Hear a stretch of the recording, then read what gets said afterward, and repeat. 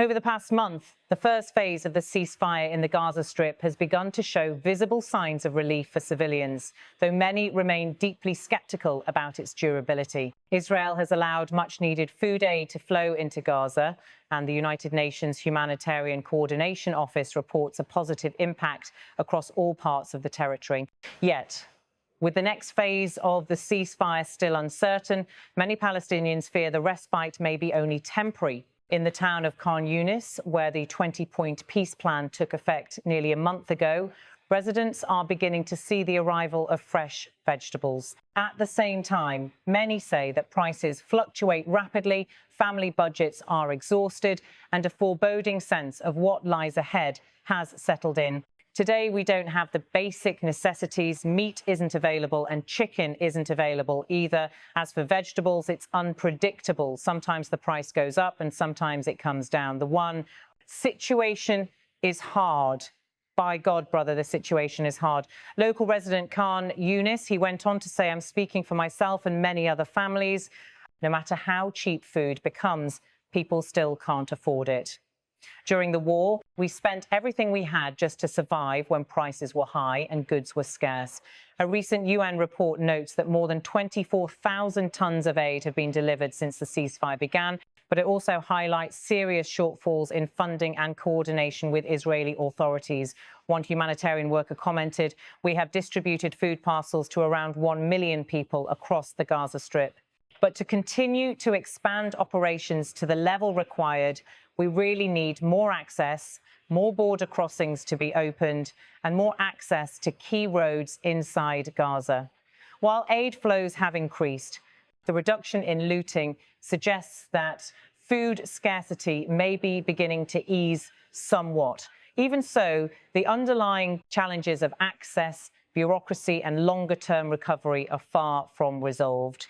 From Jerusalem, Sarah Davies of the International Committee of the Red Cross, speaking on the humanitarian front, said that although improvements are evident since the ceasefire, many challenges still remain.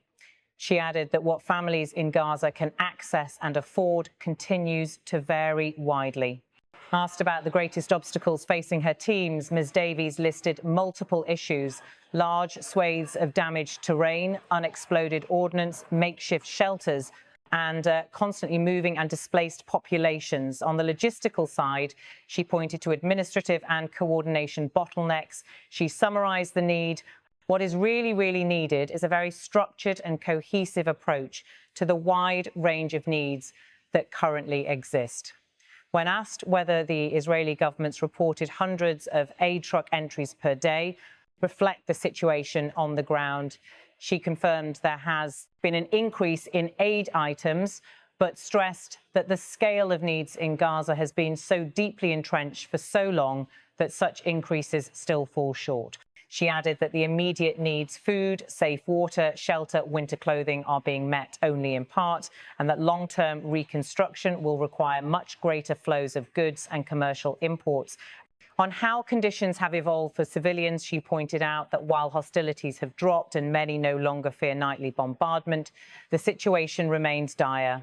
We have seen a drastic decrease in weapon wounded at the Red Cross Field Hospital, but our bed occupancy remains at 170%. People have infections, they have communicable diseases because they still don't have access to the basic and critical services. So the humanitarian situation, it still is very catastrophic for people. With winter looming, her urgency was clear. There is simply such a deep need that still exists. In all aspects of life in Gaza, there is nothing that has been untouched by this conflict. This response needs to be structured, it needs to be efficient, and it needs to be holistic.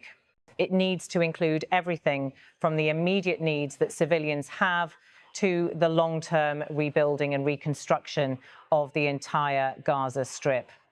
As the ceasefire continues into its next phase, the key question remains whether the improved flow of aid and temporary calm will hold, or whether Gaza's civilians will once again face escalating hardship. In short, the first weeks of the ceasefire in Gaza have offered a measure of relief for civilians and humanitarian organizations alike. Yet the deep damage to infrastructure, the winter season ahead, insufficient funding, and the question of what happens after the pause in hostilities mean that for many Palestinians, the sense of dread persists. The aid has arrived, but the challenge now is sustaining and scaling it and connecting it to a political and material roadmap for reconstruction and stability.